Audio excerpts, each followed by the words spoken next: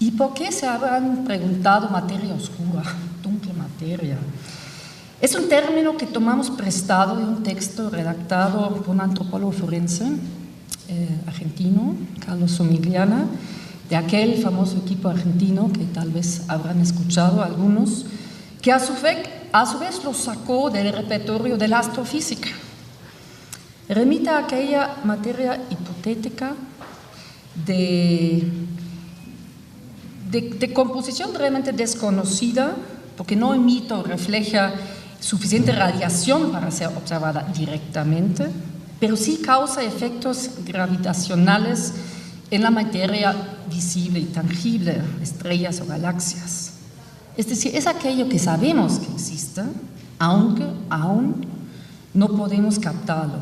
Somigliana, el autor, transfiere el concepto este concepto a la desaparición sistemática forzada de las personas y sus cuerpos por la Junta Argentina en este contexto.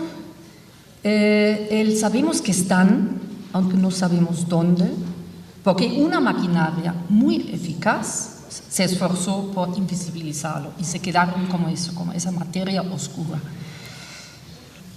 Y vamos a empezar justamente con, pues creo que es el punto más fuerte de la conferencia, que es esta idea de lo forense como un estado de excepción, como una necesidad y una urgencia de actualizar las violencias y también de reflexionar acerca de la historia y de cómo estos eventos se siguen repitiendo y tienen ciertos antecedentes, tanto en los mecanismos de ejercer violencia como de utilizar la memoria como una herramienta de defensa, como una herramienta que nos puede ayudar a tomar una posición.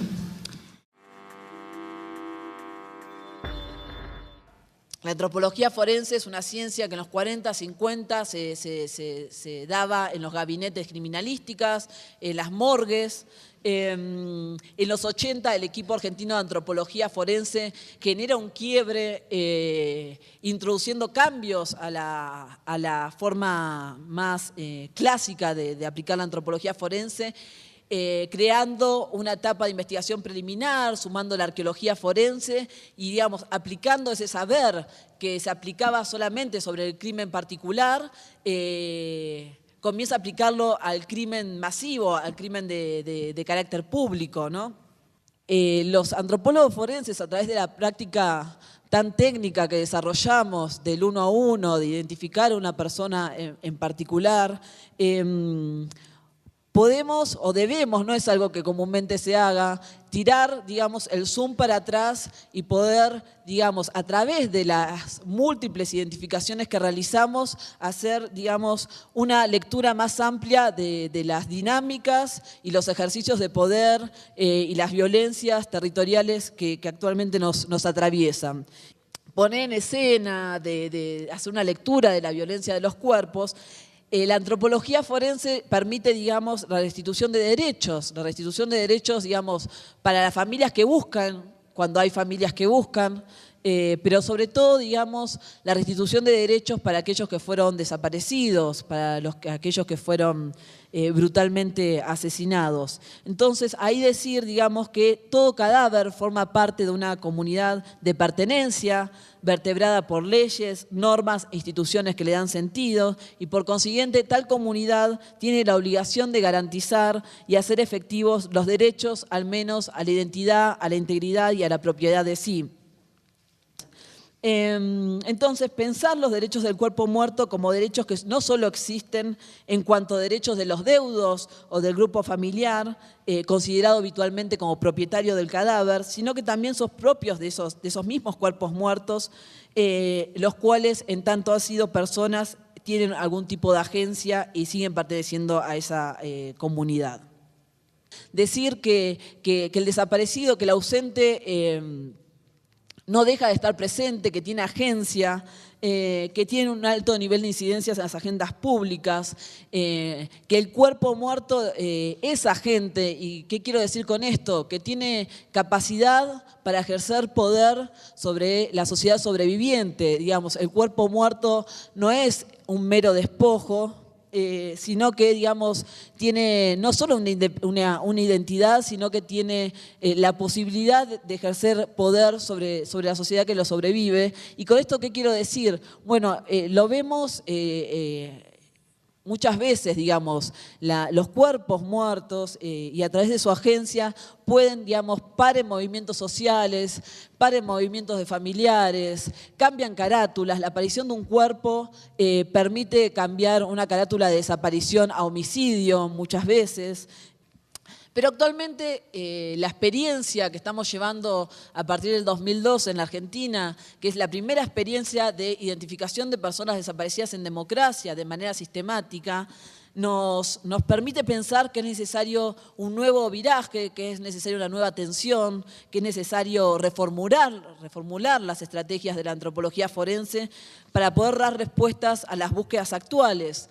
Y además nos estamos enfrentando a diferentes tipos de desapariciones. La desaparición en democracia no es igual a muerte.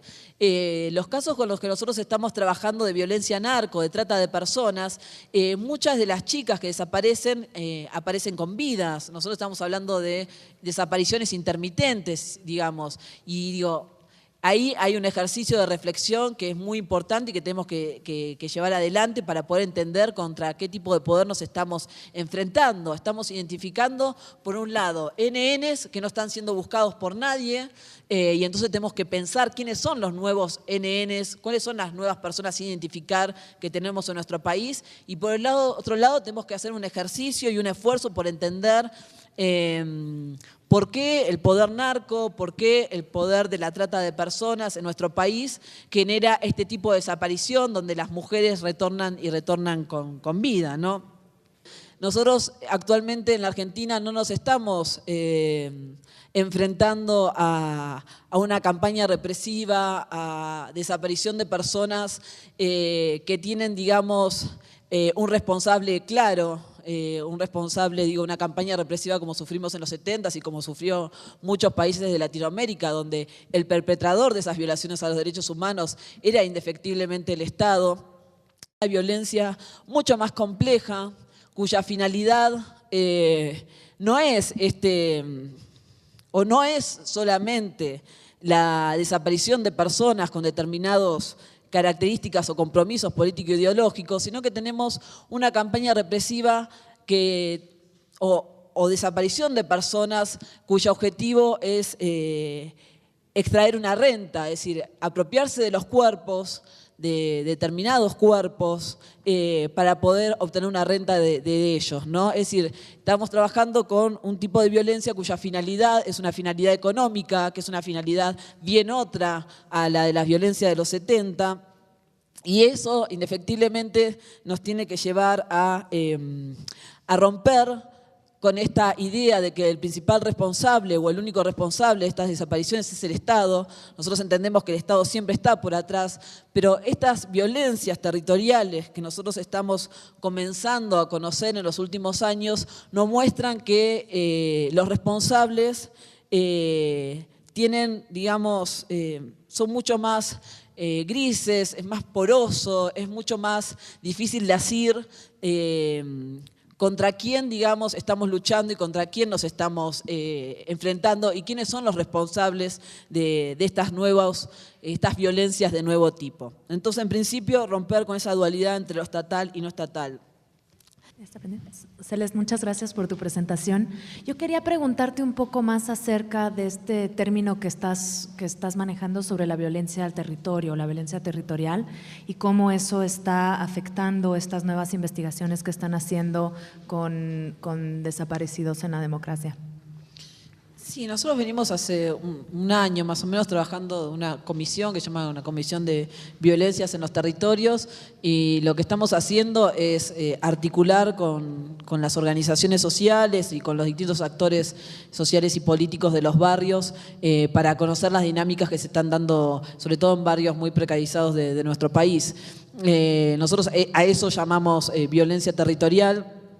Y hablamos de violencias territoriales de nuevo tipo porque realmente, digo, en casos como la desaparición de chicas que se da en la villa del Bajo Flores, que queda en la capital Federal de Buenos Aires, es muy difícil entender contra qué nos estamos enfrentando, es muy difícil explicar, digamos, esa desaparición. Y en eso también estamos tensionando muchas categorías y lugares comunes, ¿no? Es decir, el poder narco en estas villas reposiciona a muchas de estas chicas que finalmente son captadas y desaparecen, pero digo, en ese poder narco, digamos, nosotros estamos trabajando con una pedagogía de la seducción, una pedagogía de la seducción, por el cual, digo, muchas veces estas chicas, digamos, no desaparecen, digamos, en principio no se van cooptadas de manera violenta, sino porque estar en ese circuito implica tener una serie de privilegios, acceder a una serie de cuestiones que de otra forma no podrían hacer, ¿no? Entonces estamos tensionando esas categorías, siempre con mucho cuidado, porque son lugares políticos o lugares que no son muy cómodos. Now, talking about dark matter, I read not long time ago that when dark matter swallows, it actually always leaves a little information around. And it makes sense somehow that every time you have a disappearance, there's always something that is left somewhere. And for me, I was born in Lithuania, but grew up in Jerusalem, and all around me were monuments, were all ideas of memory that you cannot change, that you have to remember, you have not to forget. And as a child, I also felt this as something that obscures something in me. And when the proposition came to do a monument, I said, well, I can do only when a monument will disappear. And so we started from the idea of making a monument that disappears. And I'll show you the video and I'll continue speaking about it.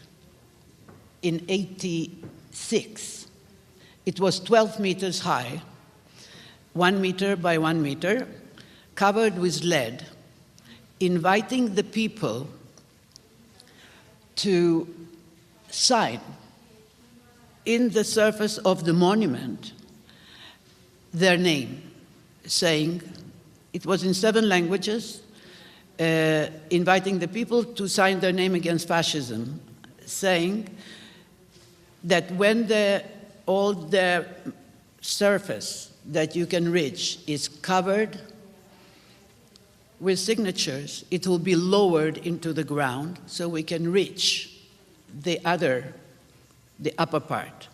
So slowly, by us people signing our names, the monument will be lowered, because a monument cannot fight against fascism. It's us that has to fight it. And we were also very helped by what happened in '89. In '89, the wall in Berlin disappeared, and people started to think, oh, maybe that's something good that happens when something disappeared.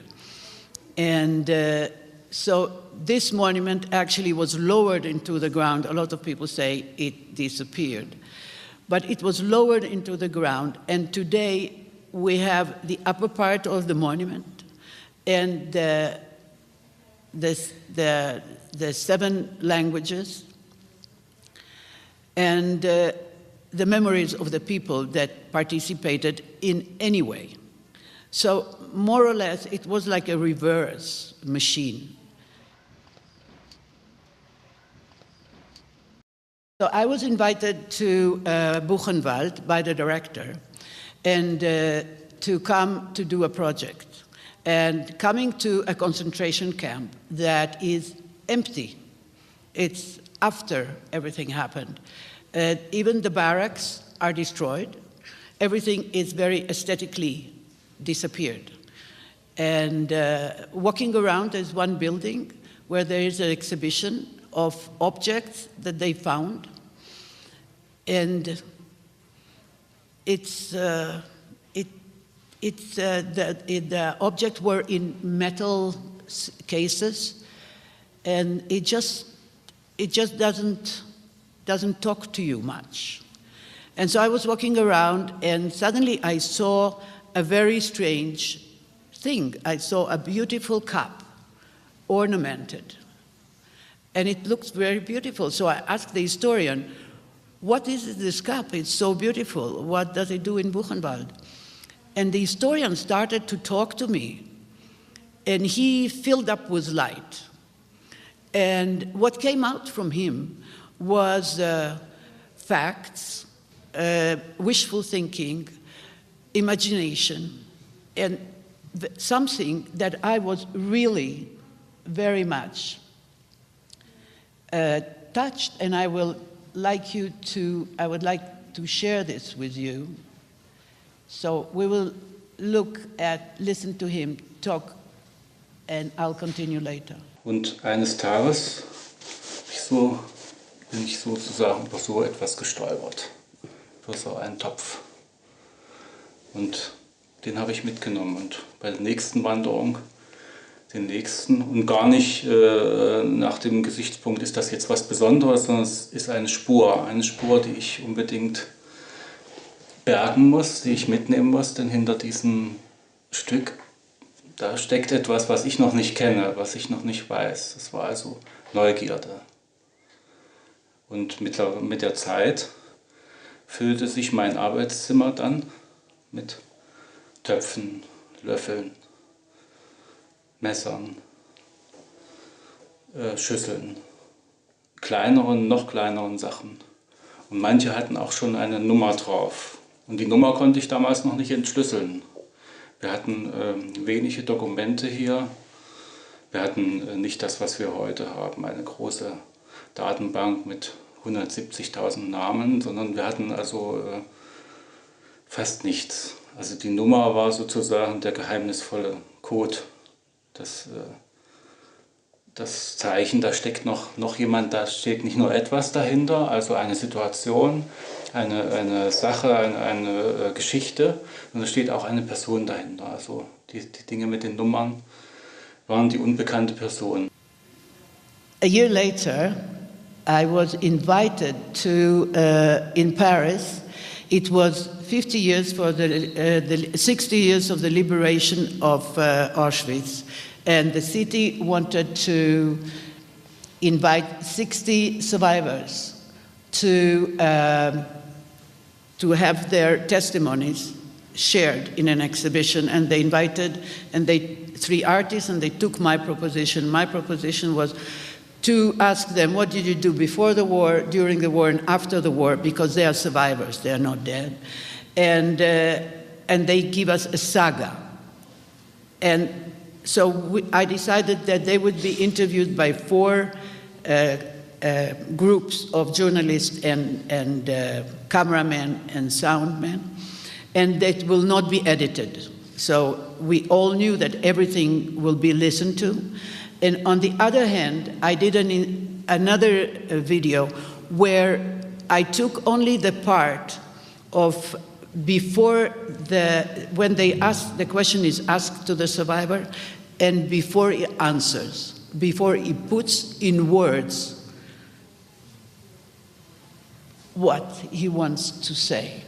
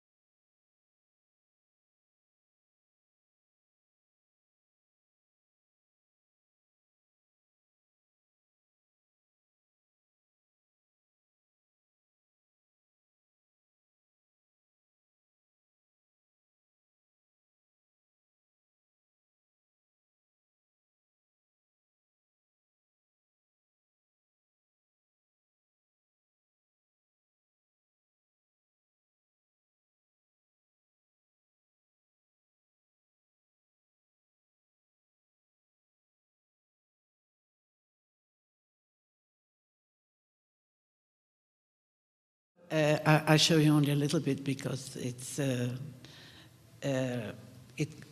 it goes on. There's 10 people all in all, but what is always amazing is, and I love museums. It's beautiful. It's empty. It's full with lost. There is traces, and nobody tells us how to activate them. En términos más bien filosóficos, me encantaría como escuchar algo más todavía sobre cómo el fragmento y la totalidad, o el fragmento y el relato están relacionados. Thank you for the question. Well, I don't think there is a totality. And I don't think either that it's a fragment. But it's interesting. We'll have to invent a new word, maybe. And the word is how do you live with traumas, and what can bring you, what kind of new readings can bring you further. It's a question. How can you open it up? Is it by asking the remains, or by asking what we know about everything and mix it all together? Maybe there's something else that come up between the fragment and the totality.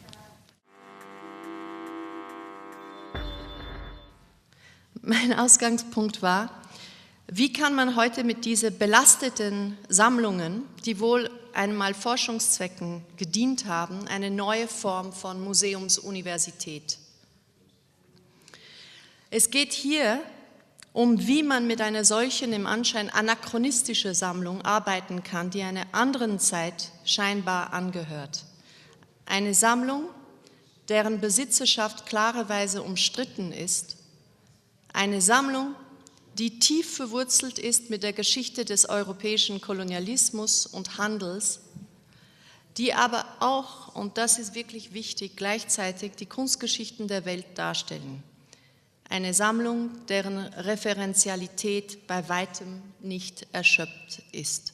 Also Sie müssen sich jetzt vorstellen, wir reden von Deutschland. In Deutschland gibt es circa heute noch 30 Abteilungen und Museen mit insgesamt circa 6 Millionen Artefakten.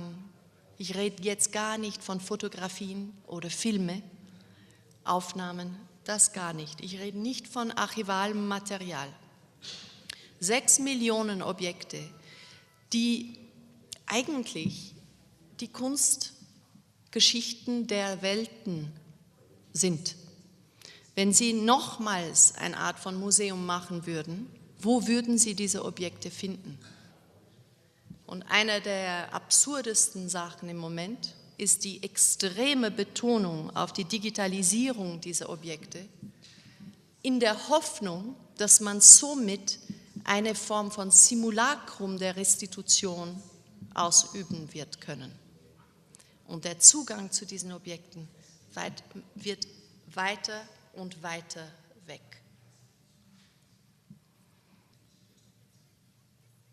Wenn wir jedoch versuchen würden, über ein postethnographisches Museum zu sprechen, dann steht die Notwendigkeit einer neuen experimentellen Forschung innerhalb dieser Sammlungen an erster Stelle. Wo soll nun also diese Recherche anheben und wie ist es möglich, diese Bestände neu zu situieren, die historisch betrachtet mit dem europäischen Kolonialismus verflochten sind? Ist es möglich? Ich meine, du bist irgendwie, wenn du mit einer ethnografischen Sammlung arbeitest, gibt es kein Redemption. What's Redemption? Erlösung. Keine Erlösung. Du hast die Tare, du hast Stigmata auf dich. Du kannst nicht mit diesen Sammlungen arbeiten, ohne irgendwie in diese schreckliche Situation des Kolonialismus verstrickt zu werden. Ja. Diskussionen über Restitution sind geboten und dringlich. Dazu gehört auch der Bereich der sogenannten Relic Diplomacy, eine Diplomatie der Rückerstattung, wobei die Rückgabe bestimmter Objekte einer symbolischen Geste von Seiten des Kolonialbesitzes gleichkommt und zuweilen eine bislang unausgesprochen gebliebene ethnische Bildung zum Ausdruck bringt. Ja. Und hier sehen Sie Bukky Akib aus Nigeria, die mit ihrer Assemblage arbeitet. Das heißt, was ich in dem Museum gemacht habe, war eine Art von häusliche Forschung einzustellen. Das klingt sehr doof auf Deutsch. Wenn man sagt Domestic Research, dann ist es eine Antiposition zur Universität. Es ist eine Anti-Education. It's not corporate education. It's not the corporate university. It's a university without conditions, so it's a university in the home. Es ist eine Vorstellung von Räumlichkeiten. Du sagst mir, dies ist ein Museum. In einem Museum macht man eine Ausstellung. Aber niemanden sagt mir, dass ich nicht anders mit dem Publikum arbeiten kann. Ich muss nicht nur Ausstellungen machen, um mein Publikum gerecht zu werden. Also habe ich ein Labor aufgebaut mit Wohnungen, mit Ateliers und mit Räumen, die eingeladenen Künstlern, Ethnologen, Filmemacher, von mir aus Archäologen, Rechtsanwälte, verschiedene Objekte aus der Sammlung in einem dritten Ort bringen könnten und in der Nacht, wann sie es wollten, Zugang hatten. Sie hatten das Recht, diese Objekte anzuschauen, nicht auf einem Bildschirm, sondern da zu sein und diese Objekte mit ihrer unglaublichen Sturheit zu konfrontieren. Unabhängig von den Verwaltungsproblemen der Stadt Frankfurt kannst du gesetzlich nicht mit Emotion die Rückführung eines Objektes. Aber wenn er zu mir sagt, lass mich dieses Objekt mal anschauen, lass mich in einem Raum sein, lass mich jetzt dieses Objekt fotografieren, ich will damit spielen und aus diesem Objekt er eine neue Produktion macht, die Technizität aufweist, dann kann er wohl zu einem Anwalt gehen und um Copyright bitten. Ja? Er muss ein Objekt produzieren, der Technizität aufweist. Ja? Und das ist interessant. Das ist interessant, weil die Mengen von Innovation, die in diesen 6 Millionen Objekte stecken, ist gigantisch. Und die Möglichkeit, dass man sie redefiniert, und das Wort hier ist Remediation, das ist ein Wort von dem Ethnologen Paul Rabenow, das heißt 2 Sachen.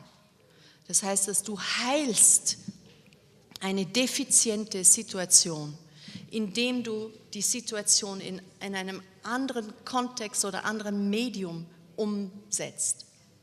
Die Biografie der Person ist, die mit dem Objekt etwas zu tun gehabt hat. Und das ist eigentlich der Hauptpunkt. Diese Objekte wurden ohne Autorenschaft gesammelt. Wir haben keine Namen zu den Personen, die diese 6 Millionen Objekte gemacht haben. Das heißt, dass die Neubenennung dieser Objekte ein demokratisches Prinzip ist. Das kann nicht die Ethnologin sein, die weiß, dass dieses Objekt aus so und so kommt und dort leben sie so und denken sie so und essen so und bauen Häuser so. Du hast das Recht, auch einen Namen an das Objekt zu geben. Und deshalb ist die Frage von der künstlerischen Forschung in ethnografischen Museen nicht eine kosmetische Frage, wo man dann sagt, ja, da kommt ein Künstler, wird inspiriert und macht ein Projekt. Nein. Wichtig ist in diesem Zusammenhang, dass Assemblagen gemacht werden. Man kann nicht die Objekte alleine isoliert anschauen, genauso wie diese Museen nicht von innen aus geheilt werden können. Die brauchen externe Leute, um eine Remediation zu verursachen. Und diese Remediation kann zum Beispiel so aussehen, wo Zusammenhänge aufgestellt werden, die vorher einfach nicht möglich waren. Mir geht es eben nicht darum, jetzt zu sagen, dass diese Präsentation besser ist als diese Präsentation. Ich finde die Frage der Präsentation eigentlich irreführend. Mir geht es darum, zu denken, wie man mit Sammlungen heute arbeiten kann. Und daher glaube ich, dass man die Räume anders nutzen kann in Museen. Und was mir gefällt, ist die Unzugänglichkeit der Universität heute und die Zugänglichkeit des Museums. Warum kann ich nicht das Museum usurpieren, um eine Bildung zu machen, die mir ausgeschlossen bleibt an der Uni? Ja, wenn ich zum Beispiel aus Sudan komme oder aus Kabul und ich sitze in Frankfurt, es kommt nicht in Frage, dass ich leicht an die Uni kann. Ich habe weder ein Abitur, etc. etc. Das Gleiche gilt übrigens auch für Professionellen, für Professoren. Die machen dann Taxifahrerei oder die putzen irgendwo. Ja? Man kann eine Art von Antibildung im Sinne der Antipsychiatrie, genau diese Gegenstoß machen, aber dafür brauchen wir eine Institution. Und die Institution, die sich wirklich dafür eignet, ist die Institution, die so viel Zeug hat, ja, die Sammlungen hat. Porque creo que tienes razón, es muy impresionante ver que en el 2016 todavía no hemos logrado pensar en qué hacer con estas colecciones, con estos museos, y que realmente la mayoría, la única propuesta está en este proceso de restitución, que asume que estos objetos de entrada son lo mismo que cuando fueron sacados, pero que además coloca la responsabilidad de qué hacer con esto en las comunidades de origen, ¿no? Que creo que también es muy problemático. Entonces, me encanta que estés pensando como en otras alternativas y esta idea de la remediación y de la posibilidad de que tengan nuevas vidas estos objetos.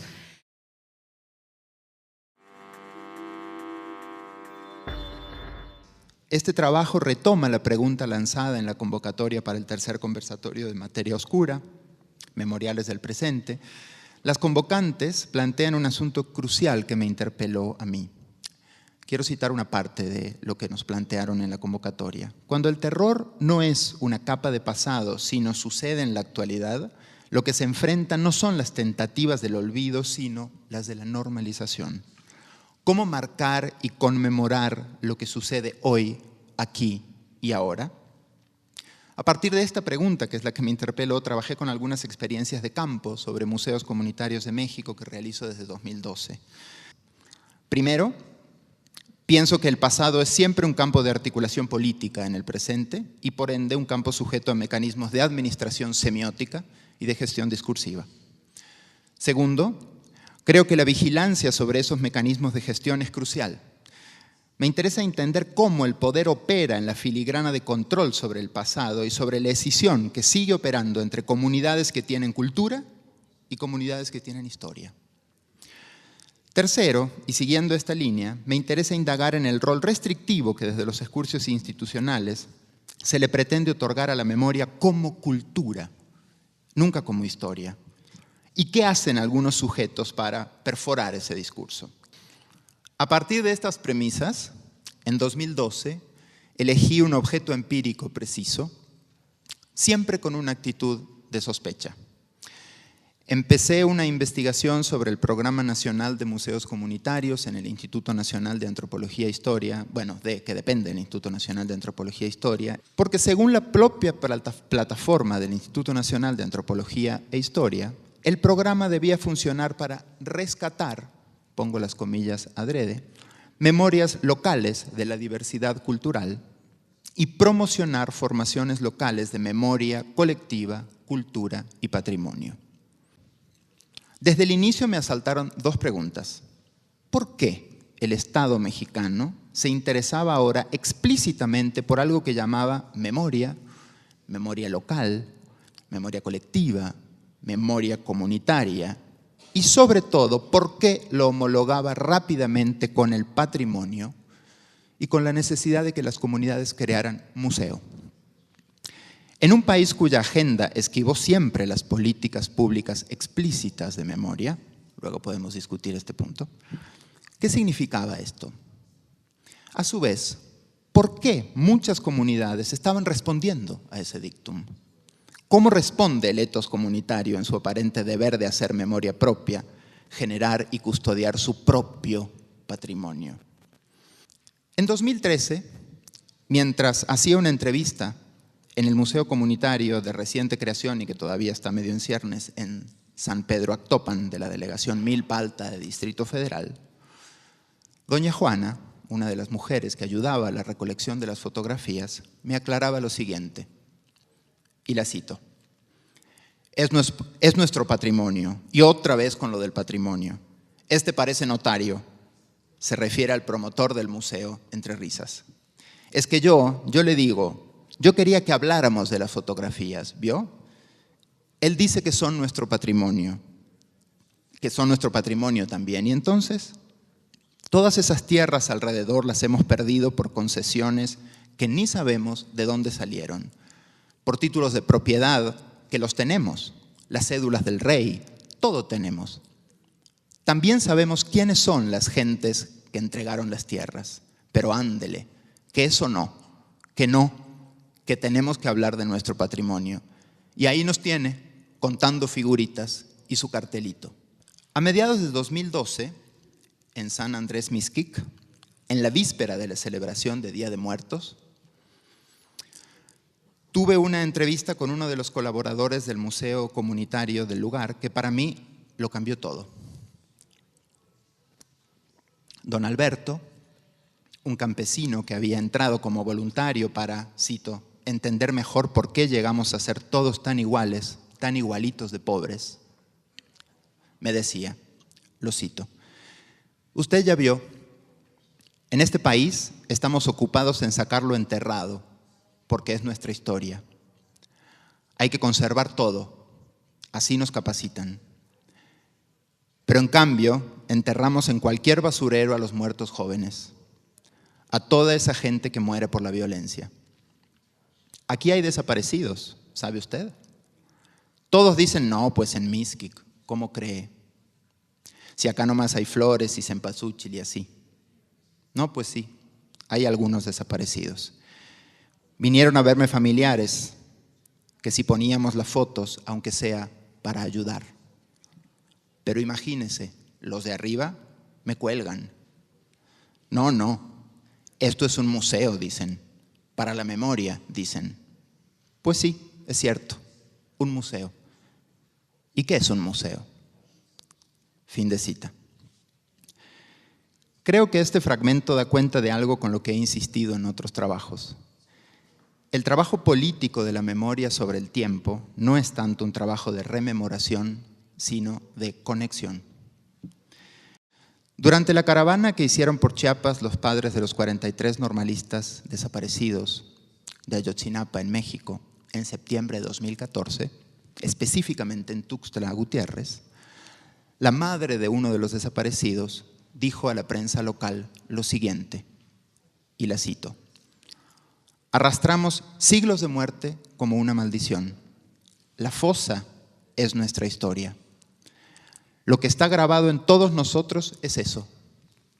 Nuestros héroes luchan con los libros, pero no están ahí. Están perdidos y nosotros buscamos. Hemos buscado siempre, no más que ahora nos ven. Lo que me interesó mostrar en el marco de este evento y a partir de las preguntas que nos plantean Anne y Marianne es de qué manera repetidamente las narrativas de patrimonialización, algunas, no hablo de todas, suelen funcionar para suprimir las conexiones peligrosas de memoria.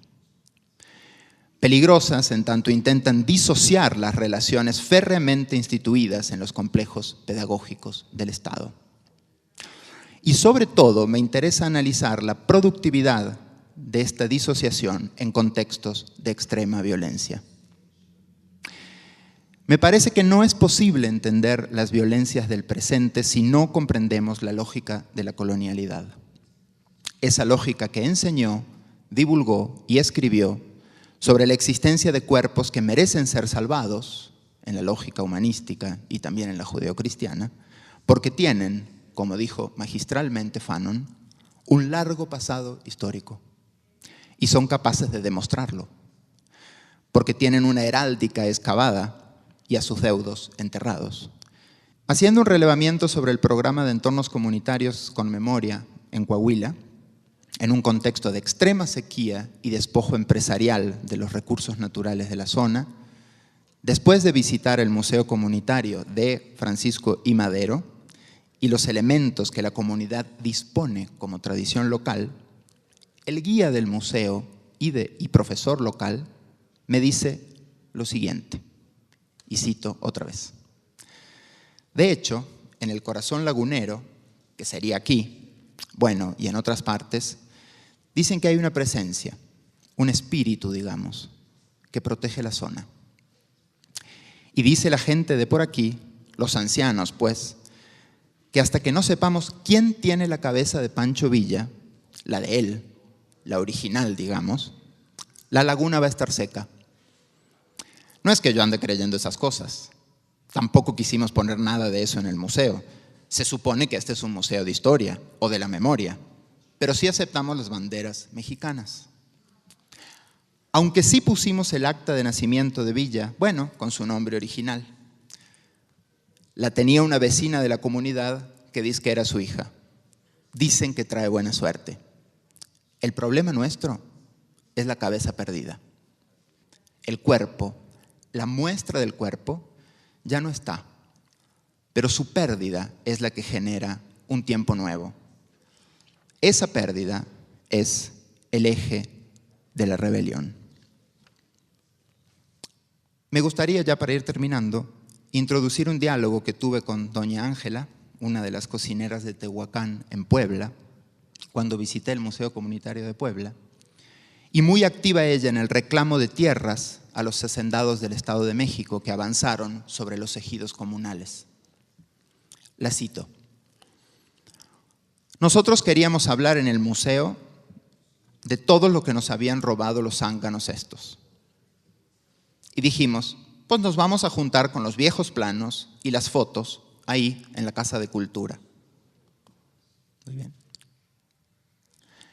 Y entonces nos vino a decir el del gobierno, el de Cultura, que eso era así porque nos traían a la modernidad.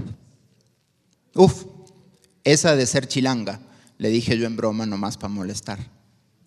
Uta, y que vengo y ya estaba el museo y los guajes de mi abuela, todos así ordenaditos en los estantes. La modernidad, pura cosa vieja como todo esto, señala al pueblo, y como yo. Y que me dice el licenciado, no, doña Ángela, viejas no, tradicionales. Ante la obsesión por la reliquia, parecen decirnos algunos de mis entrevistados en los museos comunitarios, hablemos de la pérdida. La pérdida como narrativa expone una noción de tiempo en rebelión, que es permanente y que afecta al tiempo vacío y homogéneo del Estado y de la historia. Doña Ángela, y con esto terminó así su intervención. Volvió a mirar los objetos en las vitrinas, me miró seria y me dijo, cito, no hombre, esto no somos nosotros. Nosotros somos lo que ya no está. De eso también hay que hablar, no nomás de los guajes. Hablemos aquí mismo, en el museo, de lo que ya no está. Gracias. Unser Projekt heißt Multaka. Multaka auf Arabisch ist Treffpunkt oder Museumstreffpunkt. Und ja, da bilden wir Flüchtlinge, die Führungen machen in den Museen. Und diese Führungen werden im Arabischen geführt. Also von Flüchtlinge zu Flüchtlinge. Deutschland bzw. in Europa, sobald man über Islam redet, kriegt man viele Probleme. Und da versuchen wir die Leute, sowohl die Flüchtlinge, die neu kommen, oder die Deutschen im Museum, andere Bild über diese Islam bzw. die Kunst in dieser islamischen Zeit zu geben. Und das ist eine wichtige Sache, die wir immer weiter erzählen werden. Für mich gelten zwei Sachen, abgesehen zuerst, dass die Leute die Objekte wertschätzen in den Museen und mehr über ihre eigene Kultur kennenlernen, weil ich komme aus dem Irak und ich weiß genau, auch in Syrien und viele andere arabischen Länder, sie haben, ich will nicht sagen alle, aber viele haben wenig Ahnung über ihre eigene Kultur, über ihre eigene alte Kultur. Als ich im Irak war bis 20 Jahre, habe ich nie gehört, dass es eine Ausgrabung im Irak gab. Diese Erziehung eines Museumsbesuchs, das haben wir nicht. Die Leute dort beschäftigen sich mit anderen Problemen. Nicht, dass sie hier geht um 8 Uhr zur Arbeit und kommt um 16 Uhr zurück und er hat ein genuges Gehalt und ein Haus und eine kleine Familie. Nein, dort die Leute arbeiten 2, 3 Schichten, um ihr Leben im Griff zu bekommen. Und die haben keine Zeit, ich will nicht sagen alle, aber viele haben keine Zeit, an ihre eigene Kultur zu denken. Ja, das interessiert mich nicht, ich will leben. Und dort, wo Kriege herrschen, da kann man nicht einfach sagen, ja, ich fühle mich wohl und ich kann das Museum besuchen. Die haben keine Zeit dafür. Und wenn du ins Museum gehst, da hast du auch ein Risiko, dass du vielleicht auf dem Weg eine Bombe explodiert und wirst du sterben. Also die sind Fakten, wo man sagt, ja, warum tue ich das in Berlin? So, im Deutschen Historischen Museum, da erzählen die Leute völlig eine andere Geschichte. Was ist diese Geschichte? Sie wissen gerade, in Irak und Syrien herrscht Krieg und ich weiß nicht, ob Sie auch Bilder sehen, was dort passiert. Sie kennen bestimmt oder Sie können auch ruhig googeln die Stadt Aleppo in Syrien und wie die zerstört ist. Die Leute im Deutschen Historischen Museum Führungen machen. Sie versuchen auch die Leute zu zeigen, dass Deutschland nach dem Zweiten Weltkrieg zerstört ist, vor allem Berlin. Berlin war auf dem Boden. Und da versuchen die Guides Hoffnung für diese Leute zu geben, dass sie nicht aufgeben müssen. Diese Aufgeben von, ja, mein Land ist zerstört und ich kann nichts machen, das ist ein schwachsinniger Gedanke. Jede von diesen Guides, die Sie sehen, hat auch etwas erlebt. Die sind viele von denen, ich denke, außer mir, dass ich nicht über das Meer gekommen bin, haben Geschichten erlebt auf dem Weg und die versuchen, ihresgleichen das mitzuteilen im Museum. Da werden im Museum Geschichten auch ausgetauscht über die Objekte, warum sind die hier, was machen wir damit, kann man das wieder zurückbekommen. Es gibt Iraker, als sie das Statue gesehen haben, was sie am Anfang das Bild stand, die haben gesagt, das gehört uns, wir müssen es zurückbekommen. Aber sie haben das ganze Geschichte dahinter steckt vergessen.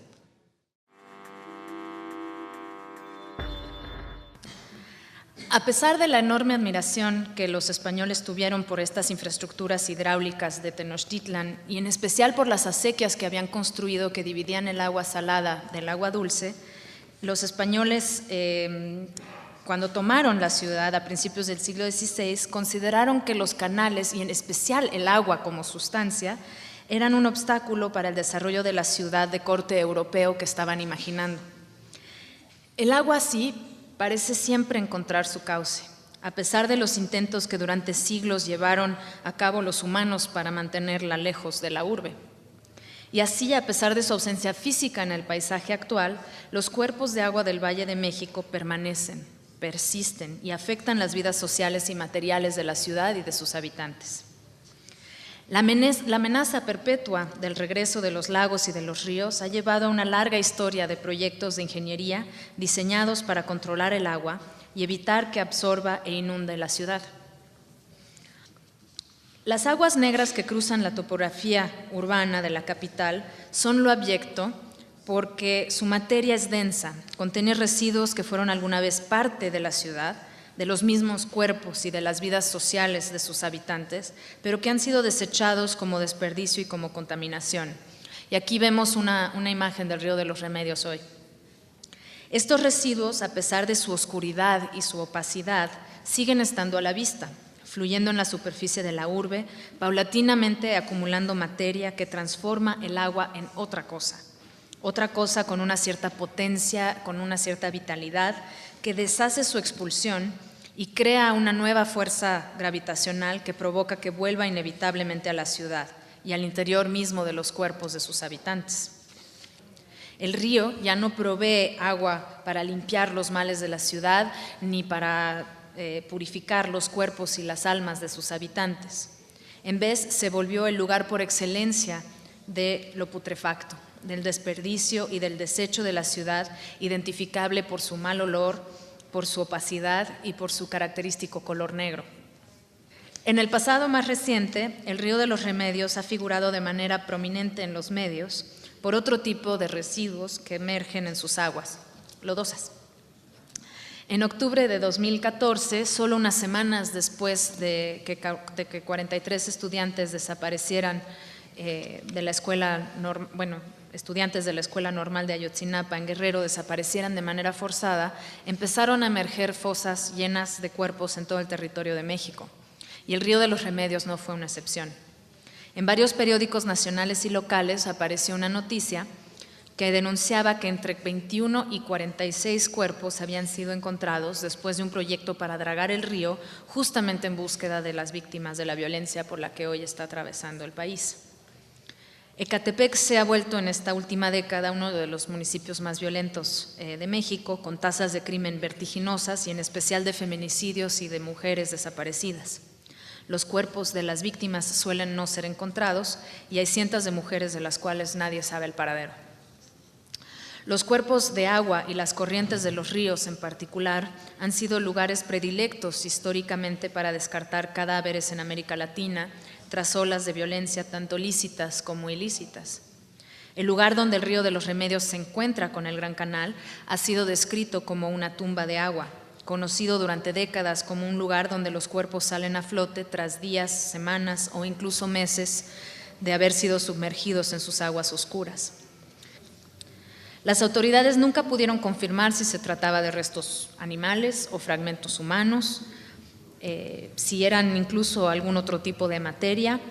Después de varios días de amplia cobertura, no se supo más nada. No hubo ninguna confirmación, ninguna evidencia recogida para sustentar el caso y como muchos otros restos de la violencia actual que vivimos, los cuerpos del río pasaron a ser solamente un rumor que nunca llevó a una investigación de verdad. Celeste, te vamos a invitar. Mi argumento es que más allá del color, del uso del color negro para describir y representar estas aguas, su vitalidad y su fuerza se encuentra en su oscuridad y en su viscosidad, en su semejanza material quizás con la materia oscura, con algo que ocupa un lugar enorme en el cosmos y que lo afecta constantemente a la vez que es casi imposible de percibir. Esta materia obstruye e invisibiliza a la vez que resguarda y nos expone a sustancias y presencias que ejercen una fuerza tremenda sobre nosotros, que insisten y que nos transforman debajo y más allá de lo que podemos ver o sentir. En este caso, la materia oscura es el resultado de siglos de lo que el crítico Rob Nixon llama violencia lenta, los procesos graduales y muchas veces imperceptibles a través de los cuales los humanos han alterado ecosistemas y ambientes enteros, pero sin embargo, que sin embargo son brutales y tienen consecuencias devastadoras. En la Ciudad de México, esta violencia lenta, ejercida contra el paisaje y contra un ecosistema lacustre, se ha llevado a cabo mediante el manejo del agua y la ingeniería hidráulica, que ha buscado desde hace siglos mantener el agua del valle bajo control. Hoy esta violencia lenta se mezcla con los restos de formas de violencia más recientes, pero que también emergen en las sustancias que esta agua transformada en desecho y en drenaje transporta. Gracias, Sandra. No sé, me quedé pensando en dos cosas. En una fue en los olores, que es creo que lo único que no podemos esconder. O sea, por más que la entierren, que la encapsulen, como es ese momento de la emergencia de los lagos, de la emergencia de las aguas negras, siempre está relacionada con un olor que nos penetra. No sé, incluso ayer lo mencionábamos, creo que estaba lloviendo cuando salimos en un momento y pensamos, pues sí, que no podemos escapar de esa agua y también es... Una de las cuestiones centrales que aparece todo el tiempo, no tanto en la academia, sino en los analistas periodísticos muy buenos, Marcela Turati, por ejemplo, en el caso mexicano, tiene que ver con esta dificultad a veces de que en tantos cuerpos de desaparecidos que no tienen aparentemente un reclamo preciso, una búsqueda precisa, porque no hay acceso a las instituciones, porque hay una necesidad de acallarlos, por un tremendo temor, por lo que fuere. Pero estos cuerpos que aparecen aquí flotando, me parece que hay que pensarlos también en esa conexión con lo que la modernidad excluye, desecha, y a su vez en un contrapunto problemático con qué significa esa desaparición en el contexto político actual, con la figura particular de la desaparición, o en contrapunto con la figura particular de la desaparición forzada en otros contextos, porque me parece que en la propia construcción del tejido social no son lo mismo. Pues no sé bien cómo hablar de estos cuerpos como residuos de algo muy actual, y que creo que tiene que ver también con lo que nos presentó Celeste ayer, ¿no? de nuevos tipos de violencia que están generando cuerpos que se están ubicando en una categoría que se llama desaparecidos, que quería decir una cierta cosa en un momento histórico y en un régimen, y ahora está un poco ambiguo qué quiere decir, ¿no? Y a mí me interesó mucho en la ponencia de Celeste este concepto de la violencia territorial, porque finalmente lo único que se puede hacer para describirla es ubicarla.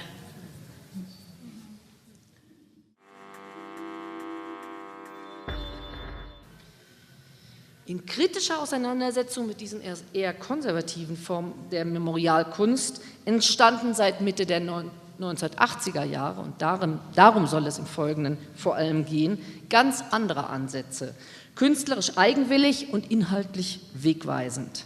Mit dem traditionellen Denkmalverständnis haben sie nichts mehr gemein.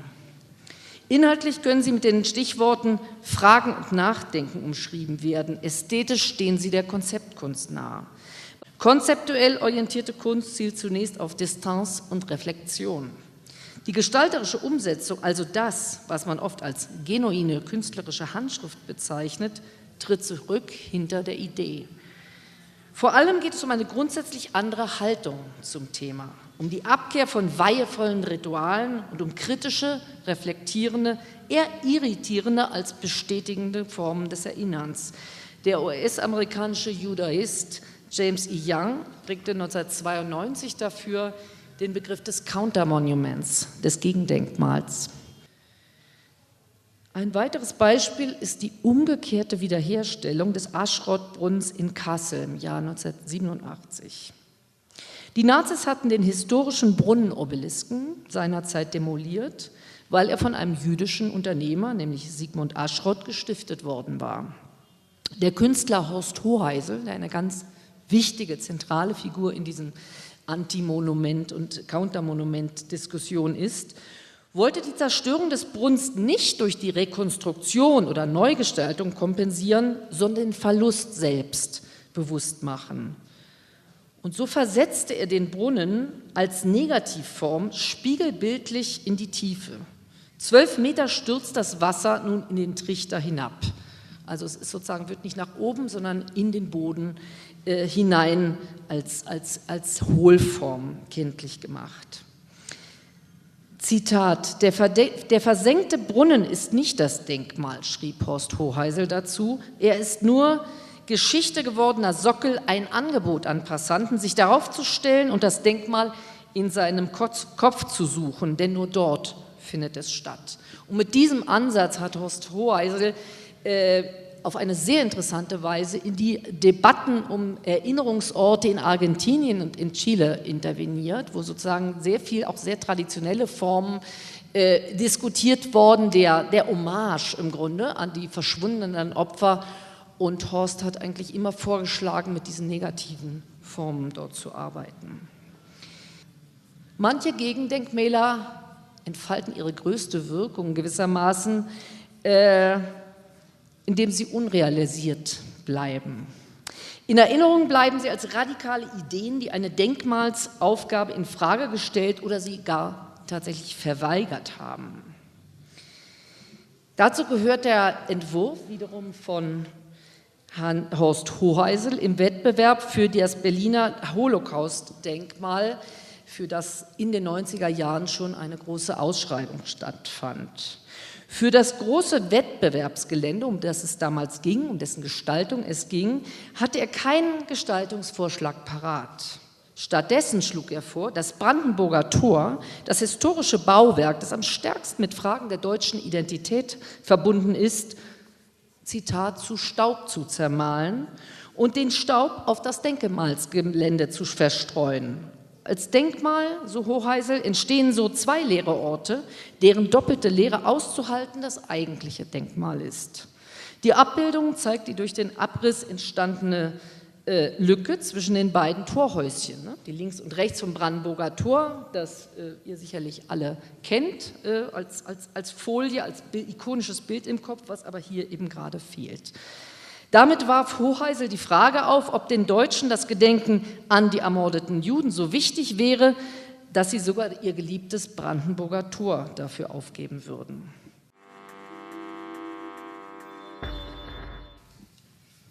Bueno, así van a ver en el video, así nació este proyecto, Cuenda, que de inicio nace como una propuesta que busca recoger en estas madejas de hilo negro la longitud en metros del volumen de una persona desaparecida en México, de casos reales a partir del 2006.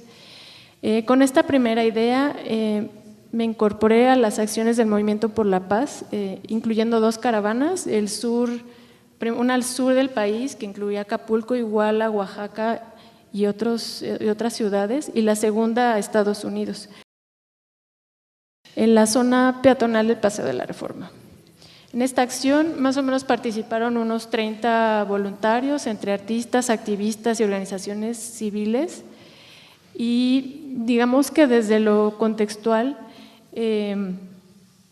se planteó como una ampliación de los espacios comunes del arte, una recuperación de lo público, y esta intervención también se propuso como una acción escultórica colectiva que acompañó a un meeting que denunciaba públicamente la violencia extrema y la desaparición y muerte de tres de sus miembros, bueno, tres miembros del Movimiento por la Paz, Nepomuceno Moreno, Eva Alarcón y Marcial Bautista. Además, la acción buscaba cuestionar la idea del monumento público, que exaltaba en este caso, en estas estatuas, valores como la soberanía, la defensa de la república, el patriotismo o la libertad, por parte de un Estado que en ese momento y obviamente actualmente es incapaz de hacer valer y defender tales valores. El hilo negro conformaba escultóricamente un memorial efímero y ciudadano en negativo, es decir, como un antimonumento que desde el vaciamiento de la forma que era cubierta buscaba hacer física la representación de las ausencias que buscaba materializar.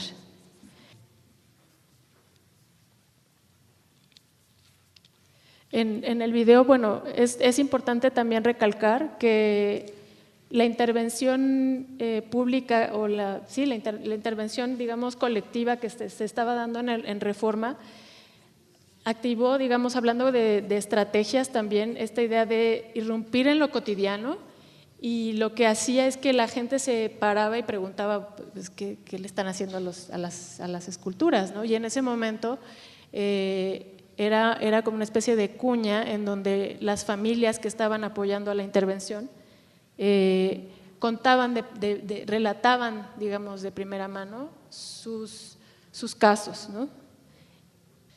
¿Y hubo alguna diferencia cuando hiciste la acción en estatuas que cuando la hicieron con cuerpos? Pues sí, claro, la acción tomó una cualidad distinta especialmente porque los cuerpos pues, son personas, y al momento de envolverlas pues era una sensación muy fuerte para los dos lados, digamos, ¿no? Para las familias y para, digamos, los que lo estábamos viendo, pero también los que estaban siendo envueltos, ¿no? Y sí tuve que diseñar y preparar la acción de otra manera, es decir, que los que estaban siendo envueltos, digamos, el acento estuviera en ser desenvuelto, en prestar el cuerpo para que estos desaparecidos, digamos, se visibilizaran desde ese vacío, pero al mismo tiempo al desenvolverlos era una manera de regresarlos, de hacer una especie de voto de esperanza, ¿no? Y creo que eso también ayudaba a que el que era envuelto pues sí viviera, porque era en realidad una especie de performance, pero muchos de ellos no lo veían como una acción, digamos, en el terreno de las prácticas artísticas, sino estaba en el terreno de las resistencias, digamos, ¿no?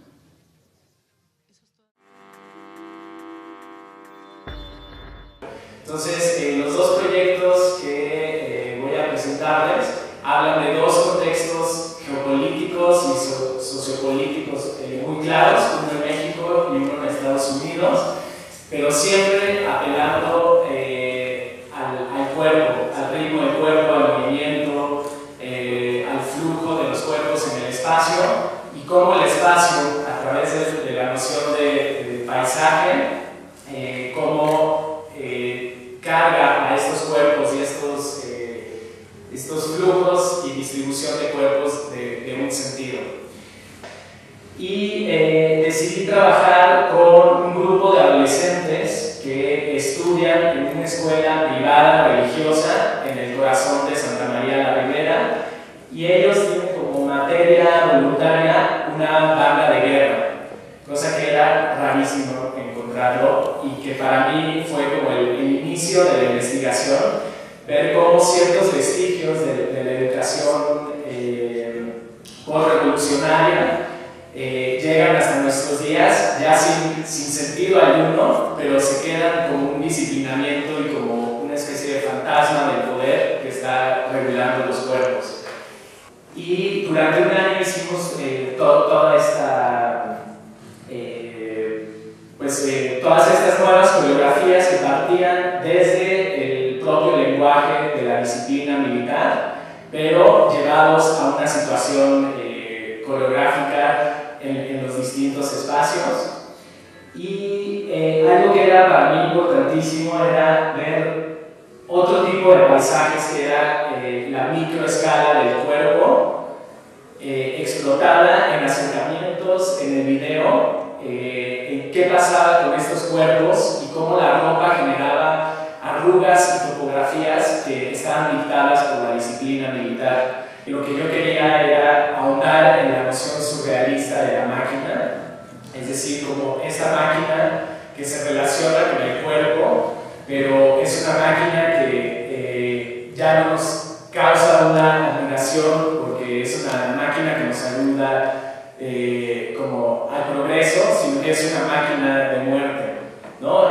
Pensando en el contexto de la Primera Guerra Mundial, y justo como esa máquina ha ido cambiando y ha ido introduciéndose e inoculándose en los cuerpos y generando muchas otras máquinas que funcionan como engranajes para mover a todo un sistema mayor. Entonces pensaba en la máquina de la educación, la máquina militar, la máquina del capital, la máquina de la historia. Entonces siempre pensé la pieza como estos engranajes que se están moviendo y que hay una especie de panóptico que todo lo controla y que todo lo está moviendo.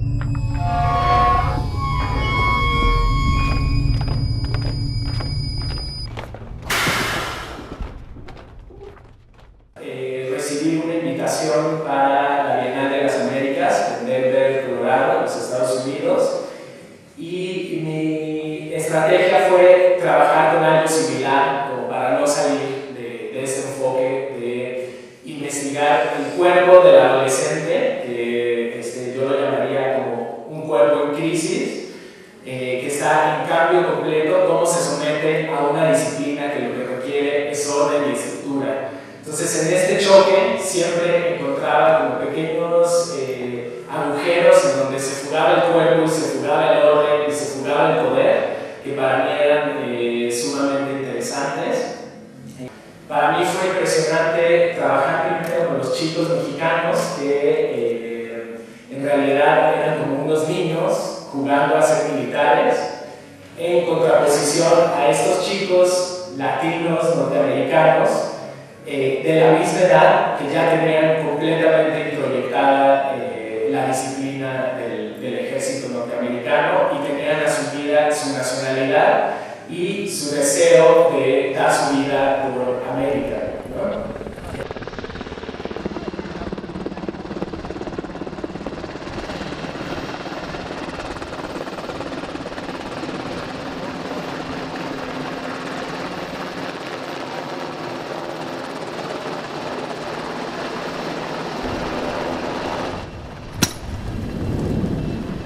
March time. March.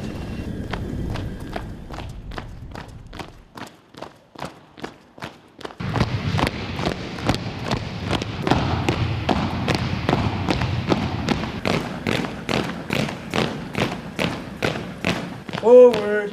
March.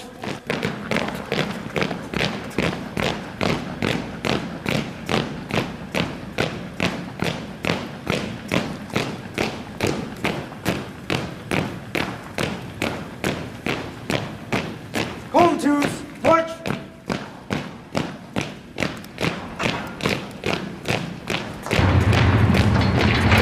March!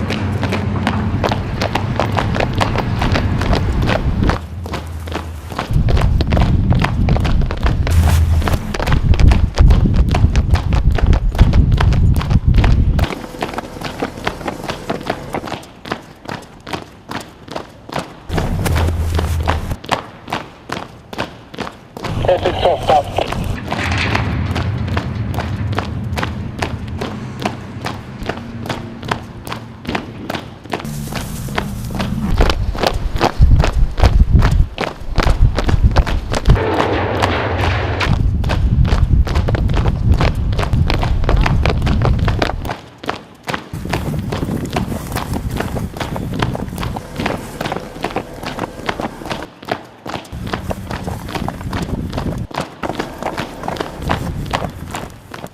Utilizamos mucho todo el material que desechas, pensaba mucho en lo que decía Esther en su video de las entrevistas mudas. Todo este material de cuando estás grabando y de pronto haces un giro rápido de la cámara y toda la imagen es como un blur. Para mí era importante porque hablaba como de este momento en donde la máquina está un poco excedida de su propio funcionamiento y está buscando como en dónde enfocarse nuevamente. Entonces, todos estos accidentes terminan siendo una parte fundamental en la pieza. Tuve un comentario de un espectador alemán que vio la instalación en San Francisco, que me gustó mucho y fue para mí como muy significativo su comentario. Me dijo: no puedo negarte que me parece muy bella tu pieza, pero me parece aterradora, y lo que me parece aterrador es que no te puedo decir qué es lo que me está provocando el miedo. Entonces, para mí eso era como la noción de ese poder que está ahí, un poco como lo que hablábamos de esta materia oscura, que sabes que está ahí, pero no la puedes así. Se me hacen muy interesantes los videos y me llama mucho la atención como esta materia de banda militar en una escuela primaria, donde los niños están jugando a ser máquinas de guerra. Es como entre el juego, pero dentro de ese juego está implícita la violencia y la están asimilando como desde muy temprana, pero sin darse cuenta de ella, ¿no? O sea, como simplemente está dentro de sus cuerpos.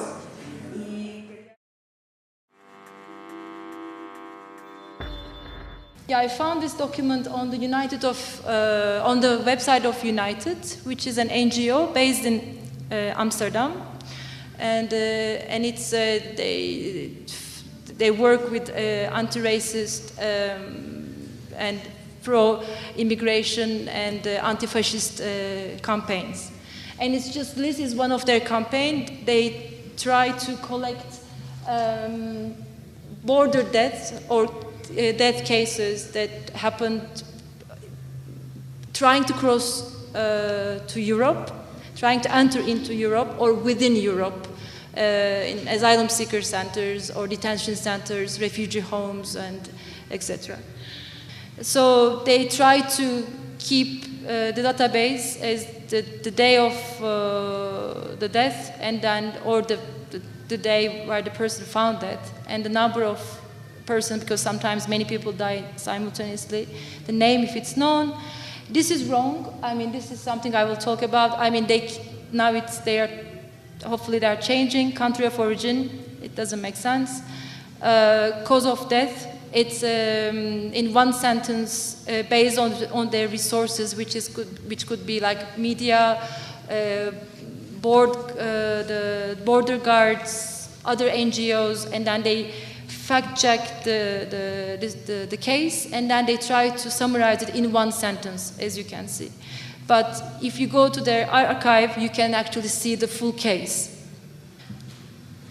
So what I wanted to do, actually, from 2002 to 2007, when I was living in Amsterdam until 2005, and then last 2 years from Istanbul, I was trying to convince allies or partners to support the distribution of the list in the public space and in a negotiated space where people actually don't have an intention to really see the document.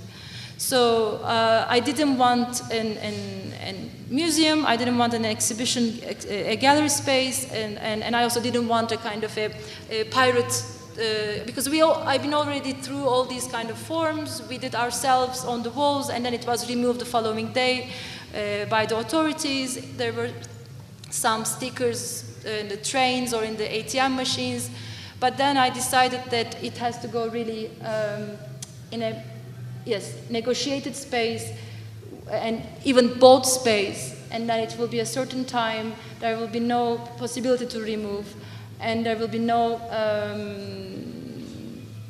there will be some kind of unexpected confrontation, if I might say. I never considered the list as an art piece, but I was interested to how I could exploit my position as an artist or use all these resources to make this document visible. And there was no authorship. I mean, basically, what would you see? You would never see my name or the name of the institution on the document. You would see a replica of the PDF document from United. So it was printed exactly as a PDF existing on the website that anybody could download. In this case, translated to Greek and distributed as a 16 pages insert on a daily newspaper called Tanea in Greece. This document is not complete. It will never be complete, and it is a fragment of a fragment. But when it's shown, I only show when we can show the incomplete entirety, if I can say, the incomplete full. So then it was 2015, and the situation was already very, very, very, very severe. And we had like everyday cases that, sometimes printed on media, sometimes not, and between Greece and Turkey. And so it was a very, more than urgent. I mean, I don't know how to describe, because in a way you normalize also in your daily life. And already we had a lot of Syrian refugees in the cities. I mean, where I live, when I go back home with my kid, you know, I had to jump over the babies. I mean, and I live in Taksim Square. I mean, it's like, I don't know what's the equivalent in Mexico City, but here it's like, yeah. And I was already like very confused and disturbed by this document, like, you know, and by its reliability, by its accuracy, inaccuracy, by its fragility, by its impossibility, and then I said, like, I cannot be a reason to display this, but at the same time somebody has to continue to do this, and I decided to actually go deeper into the document compared to 2012 and decompress it. So when you start to think about bodies, I mean, we've been talking, you know, last 2 days, and as Celeste was mentioning, that bodies, dead bodies, as political agencies, and who are these people, and that nobody registers before they got onto the boat, and you know, so I decided to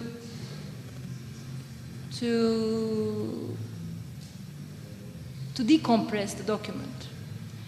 So what happened is it became a video of 360 hours. Each word was staying on the big screen for 2.5 seconds.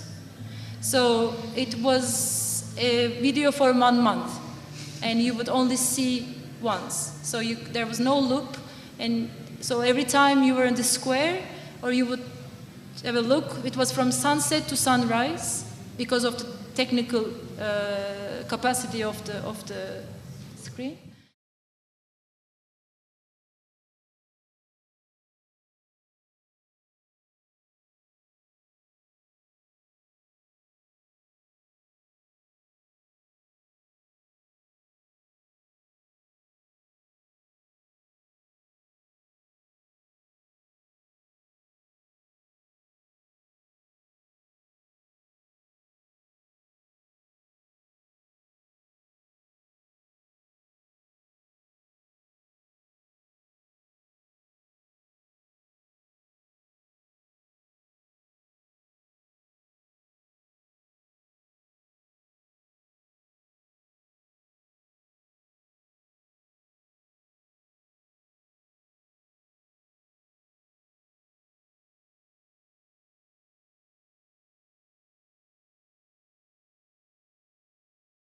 And so I absolutely, I'm overwhelmed about the monumental part of it, and kind of would be amazing to see how it can become a law that you have to show it in public space. Or, you know, like it, I know it's very hard. It's, even me, I already have nightmares by the blunt and very kind of clear way it sums up where we are.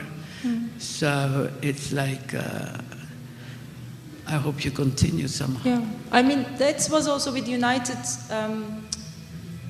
It's interesting, you know, it's a different state of mind, the NGOs, and I was very happy and also very like emotional about this possibility of opening up, you know, for the first time, like, because normally, I mean, also, we don't have such a tradition in Turkey. I mean, it's the whole NGO world with the art world is quite separate. So the possibility, because in a way, we have to continue, despite the size despite the impossibility, in order to remember eventually, in order to be able to look at what happened, in order to be mapping, you know, I mean, all these immigration have a reason, you know, I mean, you can completely analyze the whole political situation and of certain regions and all the war chronicles through this document. And so it has to continue, and it's not about being complete. It just has to continue whatever it's possible.